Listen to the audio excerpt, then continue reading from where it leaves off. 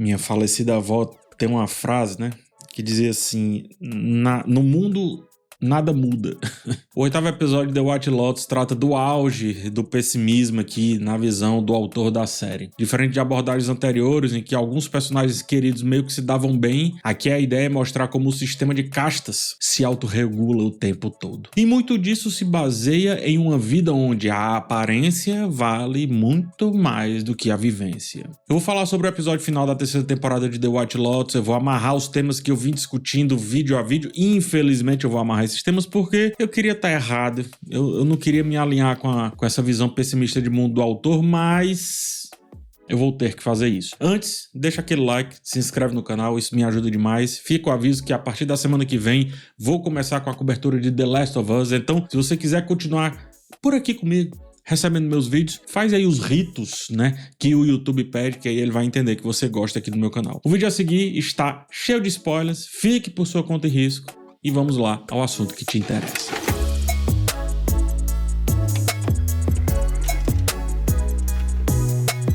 O episódio final tem 1h30 de duração, praticamente um longa-metragem, então assim, não faltam acontecimentos importantes para todos os lados, né? E também ele traz a resposta para a pergunta que o povo adora, mas que eu acho super irrelevante. Afinal, quem morreu, quem matou quem, esse negócio todo. Com tantos personagens como Rick, Timothy, Laurie, Guy Tock, desesperados em busca de soluções rápidas para os seus conflitos, o episódio começa com a montagem passando um pouquinho ali por cada um deles e transmitindo uma sensação de paz, enquanto a voz do monge Luan Portera explica que não existe resolução para questões da vida. É mais fácil sermos pacientes quando aceitamos que não há essa resolução. É mais ou menos nessa tecla que eu vou bater várias vezes ao longo do vídeo, tá? Perceba como resoluções, necessariamente quando feitas inclusive do jeito que você quer que elas aconteçam, levam as pessoas pro buraco. Levou o Rick e Chelsea, por exemplo. Eu jamais vou perdoar o Rick por isso, ainda que tenha levado a uma suposta ou aparente ascensão do Guy Tock. Nesse ponto, a temporada conversa com a anterior. Se para a ascensão do Guy Tock a gente precisou ver a queda de Rick, mais precisamente da minha querida Chelsea, para a ascensão de Belinda, a gente anteriormente viu a queda da Tanya. Ou seja, a temporada nos mostra e nos faz pensar sobre como a vida, né, é, basicamente, uma manutenção de poderes. A manutenção dos poderes é tão forte, tão evidente, que é preciso que um saia para que o outro ocupe esse lugar. Não dá para os dois conviverem. Dois queridos nossos não podem estar na mesma faixa. Entende aqui o que eu tô querendo dizer? Isso é muito pessimista da visão do autor, muito pessimista, mas também muito realista. Estamos falando de privilégios o tempo todo. Quando a mãe diz que é preciso reconhecer o privilégio que eles têm, ela afirma que isso é importante para honrar as pessoas que querem, abre aspas, viver como a gente. Mas não, não é para isso que os privilégios devem ser reconhecidos. Eles devem ser reconhecidos para trazer outras pessoas para o mesmo lugar. Ou seja, para igualar a brincadeira, para igualar o sistema. Entretanto, o que vemos é, na verdade, organizações sendo mantidas. Serventes servindo de formas diferentes, mas ainda servindo, que é o que acontece com o Guy Tock. Uma família se reestruturando, mas ao preço de uma quase morte. 3 amigas se unindo, justamente porque uma consegue ver nas outras o que queria ser. Ou seja, o que The White Lotus está nos dizendo é que o privilégio raramente se desfaz, raramente é distribuído. Ele é mantido o tempo todo. Ele se adapta, se camufla de autocrítica, se camufla de solidariedade, até de amor. Mas ao fim, ele preserva uma hierarquia. O sistema não se quebra, ele muda de forma. E nesse movimento, o que parece reconciliação é, na verdade, só redistribuição de papéis dentro da mesma lógica desigual. Você realmente acha que a família Ratcliffe vai viver na pindaíba? É evidente que não, cara. Vão passar por um tsunami, como a mãe viu ali num sonho. Mas ao final, verão águas tão calmas quanto as que o pai observa ali quando tá no barco no final do episódio. Surfarão como uma lancha, como acontece com Belinda, que agora entra na vida dos privilégios, na vida do glamour. Tanya é quem precisou sair. É isso que o privilégio faz, gente. Ele balança, mas ele não vira. Ele dramatiza o naufrágio, mas já tem um bote preparado. E quem sobe nesse bote não transforma o sistema, só troca de lado.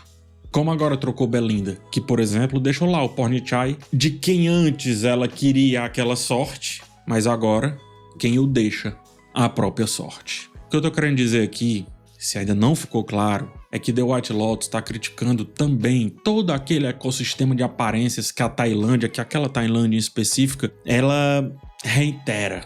Mas não só a Tailândia. Outros países, outros locais plenamente turísticos. Aquela estrutura que, para se erguer, precisou modificar a visão de mundo dos nativos a favor dos turistas. Precisou transformá-los em serviçais. Aquela visão de mundo que ignora quem está lá, em nome da ascensão, da tranquilidade e da manutenção dos poderes de quem vai para lá consumir a suposta paz e depois voltar para a vida. Buscam de lá a energia e depois saem carregados de si mesmos, porque só se carrega com aquilo que se tem, com o que se é. Ora, veja Piper.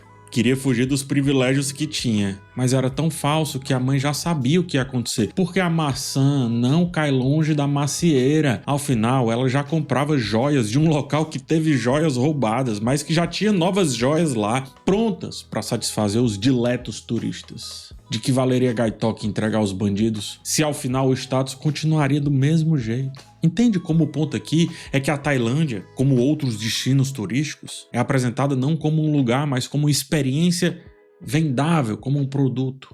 O turismo de luxo não é uma troca, gente. É só um alimento para reafirmação de poder. Poderosos vão lá, se alimentam e saem, novos poderosos vão lá, chegam e a gente assim terá a 4ª temporada, pô. Quero viver como um deles. Para com isso, ô Piper. Para com isso, deixa de ser mentiroso, pô. A 3ª temporada de The White Lotus, assim como as outras, não é sobre personagens. É sobre estruturas. É sobre como o paraíso muitas vezes é sustentado pelo sacrifício de quem nunca é convidado a descansar. Volta a falar sobre Piper. Quando volta do monastério e depois de dispensar o irmão nessa jornada, né? Ela chora porque diz que queria ser diferente. Porque se sente mal por causa das desigualdades sociais. É fácil perceber essas desigualdades estão aí escancaradas. Difícil é rompê-las. Difícil é realmente fazer o que precisa ser feito para alterar a ordem das coisas. A essência da família sempre esteve nela. Mesmo quando tentava negar. Movida por ideias que se compram em qualquer esquina de espiritualidade de boutique, ela embarcou numa onda de ser diferentona, mas era só pra si. Assim como é pra si a jornada que o irmão vive agora lendo ali o livro que Chelsea lhe deixou. Autoconhecimento acaba sendo isso mesmo. Autoajuda, ora, autoajuda. Autoajuda é porque é pra si. É uma jornada em si mesmada, que pouco encosta no mundo, que pouco transforma, que não resvala. E se não transforma o que está além de si, o que é que sobra? Uma nova versão da mesma Piper. Mais leve, mais plena, mais conforme, pronta para ser o que sua família sempre foi, pronta para reproduzir e não produzir. A mesma coisa com Saxon, que apesar de diferente, está também pronto para ser melhor nessa sua jornada de conhecimento, só que para si mesmo, melhor para ele. Espiritualidade boutique é o jeito de comprar o que se quer ouvir de si mesmo. Mas como é outro quem está dizendo, vira verdade. A jornada de autoconhecimento que The White Lotus retrata não é sobre ruptura, é sobre acomodação. É sobre fazer as pazes com o que já se é, sem nunca incomodar o que está em volta, de preferência. Piper volta plena. Saxon lê buscando evolução ou entendimento e tudo converge para o mesmo ponto. Tornarem-se versões mais aceitáveis do mesmo sistema. Só isso. Muda nada, nada. Gaitok e afins ficam apenas com as sobras. As sobras das sobras. As sobras do farelo do caos. Só. Falando aí sobre os irmãos, né? Falo sobre Loki. Lembre-se de como, lá no primeiro episódio, os dois irmãos queriam um pedaço dele. Meio que disputavam quem o irmão mais novo iria ser. A idealista Piper, o machista Saxon. Depois que cada um chegou ao seu objetivo, sobretudo ao perceber que os respectivos objetos de desejo não eram bem o que pareciam, Saxon em relação ao sexo e Piper em relação àquela vida de monge, ambos agora empurram o irmão para longe de si. Saxon põe uma pedra no que aconteceu lá naquela noite, sugerindo que ele não o idolatre daquele jeito, mesmo quando o irmão só deu a Saxon exatamente o que ele pedia. Esse tal prazer a todo custo, não era isso? Piper o afasta da vida que ela achava que estava buscando e diz para deixá-la estragar tudo sozinha, justamente ela, que vinha pedindo para o irmão estar presente em tudo que tentava comunicar aos pais. Isso acontece porque Loki, na verdade, nunca foi visto como ele mesmo, mas como um espelho. Um reflexo dos irmãos. Desde o começo ele foi moldado pelos desejos, projeções e carências dos dois. Piper queria que ele fosse um reflexo da sua revolta domesticada, um aliado sensível que a ajudasse a validar sua tentativa de escapar. Ela só queria algum afago. Saxon queria que ele fosse cúmplice da sua masculinidade descompensada, um parceiro na busca por validação através do prazer. quando teve plenamente isso, não quis. Se lá nos primeiros episódios ele zombava do Loki por ler um livro durante uma viagem de férias, agora é ele quem não larga o livro sobre a tal meditação lá que a Chelsea emprestou. Quando o Loki começa a formar alguma identidade própria, ainda que frágil e confusa, ele deixa de ser útil. Os irmãos não sabem lidar com um Loki que não funciona mais como a extensão deles. É aí que o afastam. Ele ameaça romper o ciclo, ou pelo menos não aceitar mais o papel que lhe deram. Tanto que passa por uma experiência de quase morte, inclusive sem querer, né? Provocada, adivinha por quem? Pelo pai. Ele disse que viu Deus. Não, o que na verdade ele viu foi ele mesmo. Quando ele estava prestes a morrer ali, ele só tinha ele mesmo. Os irmãos saíram para o café da manhã. E até a morte é forjada, né? Porque vale lembrar, estamos na Tailândia das histórias criadas. E até o lance da semente podia ser só lenda. Como foi? Você realmente acha que deixariam um fruto proibido ali tão perto dos turistas? A gente viu eles passando um fumacê para espantar os mosquitos daquele local, gente. A ideia daquele fruto traz exatamente essa noção que eu venho discutindo sobre o resort lá na Tailândia e sobre todos ali presentes. O tal fruto era, na verdade, cuidadosamente roteirizado para o consumo falso daquele lugar. Assim como aquele lugar é um roteiro. Nada ali escapa da lógica do espetáculo. Nem a rebeldia, nem o desejo de ruptura, nada. Todo mundo em The White Lotus está cercado por cercas invisíveis, vidros, como as amigas estavam, vivendo uma liberdade que já veio embalada. Nem morrer em paz podem. O pai desejava isso, né? Depois voltou atrás. O filho quase vai nessa. Depois a vida volta. Porque quem tá aí no rolê dos privilégios sempre vai ter sua vida de volta. Sempre vai ter um bote em meio àquele vasto oceano. Sempre. Ainda sobre Saxon, tá? Alguma mudança houve, apesar do meu pessimismo me levar a crer que, como sempre, em The White Lotus, essa mudança vai servir só pra ele, como eu já disse. Mas vamos lá, ele observa e parece desejar algo diferente do que buscava lá no começo da temporada, quando ele vê Chelsea e Rick apaixonados numa cena típica de filme romântico, correndo, se abraçando na praia, etc. A calmaria que antecede o caos dos dois, né, é bem da verdade, mas quando o filho do Schwarzenegger tá vendo aquilo dali, ele tá realmente observando algo novo, né? Até aquele algo novo é falso, mas pelo menos ele tá comprando aquele algo novo. Tão falso que Rick em seguida confronta o homem que acreditava ter matado seu pai. O twist é que esse homem é o seu próprio pai. Ao matá-lo, Rick destrói tanto a mentira quanto a própria ilusão de justiça. Nietzsche chamaria isso de amor fati, título do episódio, dito aqui por ninguém menos do que a nossa querida Chelsea. Em vez de simplesmente aceitar o que acontece na vida, o amor fati ele propõe algo mais radical. Amar tudo o que acontece, inclusive a dor, o fracasso, os infortúnios, os traumas. Em outras palavras, aceitar o destino como ele é, sem resolução se assim for, como diz o monge lá no começo. Porque se fosse realmente aceitação, Rick estaria vivo. Chelsea, idem.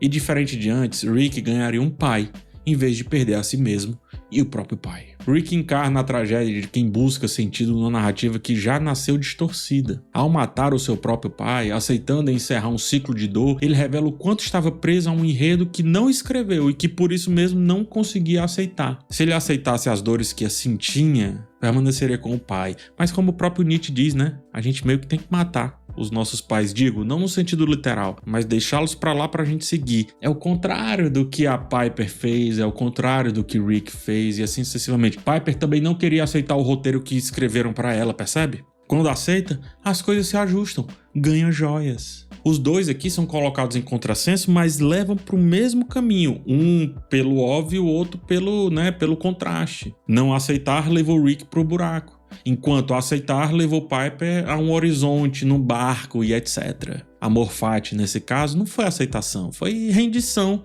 a uma mentira confortável no caso dela. E no caso do Rick, a mentira que ele poderia ter aceitado e assim ganhado um pai, mas também ele mesmo e todas suas dores. Vai de cada um. Quando a verdade finalmente aparece, já é tarde demais, a revelação não liberta, destrói. Rick e Chelsea morrem, não no sentido violento, mas no sentido da tal da incapacidade de escapar de um destino que parecia meio que inevitável, né? Para alguns poucos em The White Lotus, aceitar o que é não leva à paz, leva ao fim, como aconteceu com a dupla romântica dessa temporada. O contrário acontece com o Tim, né? O Timothy. A família Ratcliffe recebe os celulares Timothy revela que algumas coisas vão mudar e que o apoio de todos será necessário, e isso é uma lucidez que ele não havia demonstrado em nenhum momento até então, ou seja, ele aceitou o que é, o que fez e recebeu a família como presente dessa jornada. Assim como Belinda e o seu filho aceitaram que são grãos de areia diante do que acontece na vida. E talvez por isso foram dos poucos que realmente encontraram algo próximo de paz. Porque às vezes aceitar o destino não é lutar contra ele, mas aprender a habitá-lo com alguma leveza, mesmo que seja falsa. Assim como uma boa viagem turística. E a gente já entendeu que a falsidade é o que sustenta a aparência, né? O parecer ser, na visão de The White Lotus, é o que de fato é. A gente já entendeu isso, né? Quer pensar diferente? Beleza, Piper. Fica à vontade, mas você não vai subir no barco, nem na lancha. Vai sorrir e acenar.